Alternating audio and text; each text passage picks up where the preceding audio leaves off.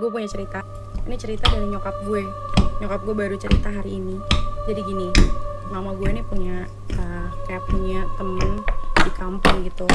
Nah, mama gue dari Semarang by the way. Punya temen namanya Lasmi. Gue manggilnya Bude Lasmi. Nah, Bude Lasmi ini dia tuh kayak indigo gitu loh. Nah, singkat cerita, jadi si Bude Lasmi ini pada malam, kayaknya waktu malam Kamis gitu, jam 12:30 malam, ada yang ketok-ketok rumahnya dia tuh ngebukainnya karena gitu, ngebukainnya karena ngetok-ketoknya itu ngetok-ketok kayak yang apa ya, tamu beneran, nggak kayak yang kalau ngetok kayak ketok gitu doang. Ini beneran ngetoknya tuh yang kayak ngetok manusia aja gitu. Pas dia buka itu adalah ini dia kotak-kotak, nggak pakai celana, sepupunya cewek ya by the way. Terus dia masuk kayak, oh mbak, bukanya lama banget, terus pokoknya gitu. Terus si Bude Lasminya tuh bilang, loh kamu dari mana malam-malam gini, kendaraannya mana? Kendaraannya masih di bengkel, soalnya katanya mobil mogok dekat rumahnya si Bude Lasmi. Akhirnya sepupunya ini duduk di ruang makan gitu, dia makan kayak biasa. Terus si Bude Lasmi ngambilin minum, nanya, kamu kesini sendiri kan? Gimana liburannya? Karena terakhir si Bude Lasmi ini 2 hari yang lalu taunya dia ini liburan sama temen-temennya gitu, suami sama anaknya di rumah. Nah, makanya Bude Lasmi nanya, kok kamu sendirian, nggak sama temen-temen kamu? Sepupunya ini tuh dia kayak capek di jalan mbak, aku jalan dari sana ke sini, aku minta tolong sama orang tapi nggak ada yang mau nolongin. Terus si Bude Lasminya niat, akhirnya dia nyari-nyari di kirinya itu kayak ada tikus mati atau apa gitu. Dia nyari tapi kok nggak ketemu. Pas dia duduk lagi di meja makan, si saudaranya ini udah diem aja gitu. Yang makanan yang tadinya masuk tiba-tiba berhenti begini dong.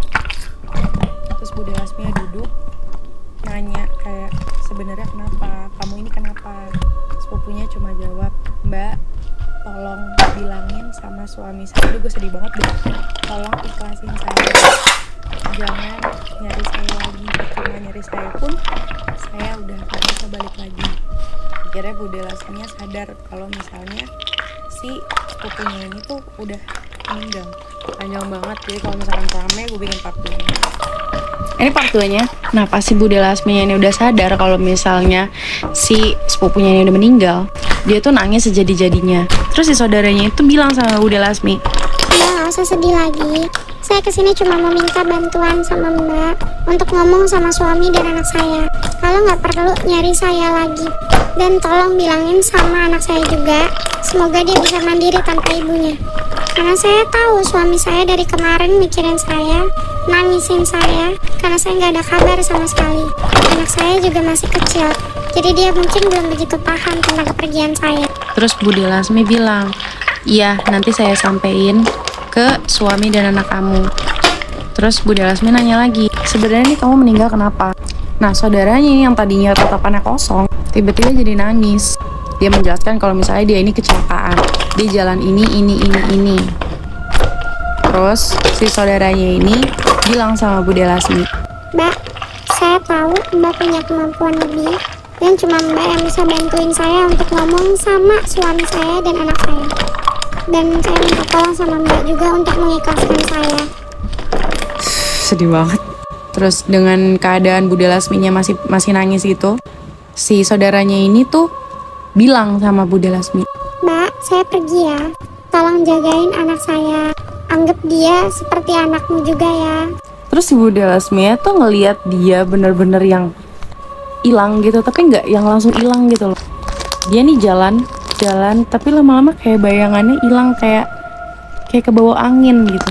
Dari yang wujudnya tadi kayak orang utuh gitu, terus lama-lama dia jalan ke pintu tapi tuh kayak bayangan gitu, lama-lama jadi kayak bayangan terus hilang. Terus ini tuh sebenarnya kejadian tahun 2019. Mama gue baru menceritakan itu 2 hari yang lalu, berarti 3 hari yang lalu pas part 1-nya gue upload. Ya mama gue ngasih tahu kalau misalnya sebenarnya Bude Lasmi ini udah meninggal seminggu yang lalu, cuma lupa cerita sama gue. Terus pas lagi nostalgia gitu tentang Bude Lasmi, terus mama gue inget ceritanya Bude Lasmi yang si saudaranya ini. Semoga Bunda Lasmi dan keluarganya diberi ketenangan dan keikhlasan. Amin. Pernah gak sih lo kepikiran kalau tempat kerja lo yang sekarang ini bekas tempat pembantaian? Jadi ada cerita horor yang dialamin sama followers gue lagi. Kita panggil aja namanya Hesti. Hesti ini tuh baru pertama kali ngerantau ke Kalimantan dan langsung dapat kerjaan di salah satu warung makan. Nah, gangguannya ini tuh udah mulai di hari pertama kali dia kerja di situ. Inovasi baru kayaknya deh. Biasanya gue ngeliat peeling solution atau exfoliating serum kayak gini tuh warna merah, tapi ini tuh warna ungu. Tunggu aja selama 1 menit. Bentar gue bilas dulu ya. Ini udah selesai, jadi gue lanjut ceritanya. Jadi di hari pertama si Hesti ini kerja, yang harusnya dia tuh kerja jam 7 pagi, tiba-tiba bosnya tuh ngabarin kalau Hesti ini tuh harus masuk jam 6 pagi, biar kesempatan untuk beres-beres dulu dan segala macem. Nah, pas dia lagi nyapu-nyapu halaman depan warungnya itu, tiba-tiba ada nenek-nenek yang lewat depan si Hesti, dan dia bilang, Pagi banget nanya punya. Ya nih soalnya karyawan baru. neneknya ini tuh jalan tapi sambil nyeletuk. Jangan mau jalan sendirian. Hesti diem aja dan lanjutin kerja.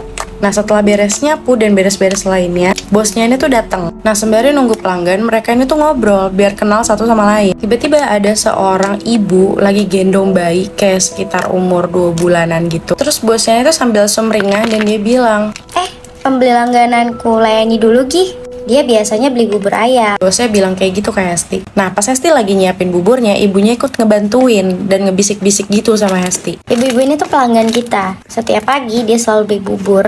Katanya rumahnya ibu ini tuh ada di belakang warung ini. Tapi kan setauku di belakang rumah ini tuh hutan ya. Ya mungkin di belakang hutan ini kali ya Ti. Tapi saya nggak mau kepo. Yang penting dia tuh langganan kita. Hesti ini tuh diem aja sambil mencerna omongan bosnya ini dan ngebatin. Kasian banget ya ibu-ibunya. Ya Barry, kok tinggalnya di hutan sih? Nah, kejadian aneh lainnya, pas sore-sore jam kerjanya Hesti ini udah mau selesai kan. Tapi bosnya ini tuh izin pergi dulu sebentar. Dan jadi harus nitipin warung ke Hesti. Karena lapar, Hesti ini tuh masak telur. Sambil nunggu telurnya mateng, dia ini tuh nengok HP, bentar doang. Pas dia mau balik telurnya, codetnya hilang. Dia tuh nyari-nyari tetap nggak ada, dan dia coba berpositive thinking kalau codetnya itu dibawa kabur sama tikus. Nih akhirnya dia ngebalikin telur itu pakai sendok. Setelah dia pengen makan, baru pengen nyuap ke mulut, tiba-tiba ada suara bayi nangis kenceng banget. Hesti ini tuh kaget banget karena suaranya bener-bener nyaring dan rasanya deket banget kayak di belakang warung itu. Dan posisi warungnya ini itu jauh dari pemukiman warga. Maksudnya nggak jauh-jauh banget sih, ya lumayan lah kalau jalan kaki. Hesti yang ketakutan akhirnya dia telepon lah bosnya. Setelah bosnya ini balik ke warung dan Hesti itu menceritakan apa yang terjadi sama dia. Dan kaget banget, bosnya tuh bilang gini, Sebenarnya suara bayi yang kamu denger itu adalah suara bayi yang digendong sama ibunya tadi pagi. Saya juga tahu kalau dia itu bukan manusia. Tapi saya tetap layani dia karena takut diganggu. Dia setiap maghrib emang selalu jahil, ada aja barang yang hilang. Hesti yang denger itu, dia langsung buru-buru pengen pulang. Dan keesokan harinya, karena dia masih kepo, apa sih di belakang warung ini tuh? Akhirnya dia izin sama bosnya kalau dia pengen ke belakang. Dan bosnya ini tuh bilang, Ibu ikut ya, karena ibu tahu apa yang mau kamu lihat. pas mereka berdua ke belakang warung itu, gak jauh dari warung itu ada semak-semak tinggi. Setelah dibuka semak-semaknya, mereka nemuin 2 gundukan tanah. Yang satu kecil, yang satu besar panjang, kayak kuburan gitulah. Kagetnya, di atas kuburan kecil itu ada barang-barang warung yang hilang. Contohnya kayak codet, perpu, dan lain sebagainya. Hesti dan bosnya shock. Mereka berdua cuma memandangi 2 kuburan itu. Ada 1 papan di situ tapi nggak ditulis namanya siapa. Bosnya memutuskan untuk telepon polisi untuk mengevakuasi kuburan itu. Hesti yang trauma, dia memutuskan untuk resign. Setelah 3 bulan resign dari warung itu, suami bosnya ini tuh ditangkap polisi karena katanya dia yang membunuh ibu dan anak itu, lalu menguburnya di belakang warung. Dan nenek yang waktu itu negor Hesti itu ikut menjadi korban. Dia dibunuh karena dia menjadi saksi kekejian suaminya bosnya ini tuh dalam membunuh ibu dan anak. Ngerti nggak maksud gue? Tapi nggak tahu juga motif dari suaminya bosnya ini tuh apa. Kok bisa kejam banget gitu loh. Tapi yang jelas ya, kalau kalian cari kerja, mending cari tahu dulu backgroundnya itu kayak gimana, biar nggak kejadian kayak gini. Sekian dulu cerita gue hari ini. Follow gue untuk cerita selanjutnya. Bye-bye.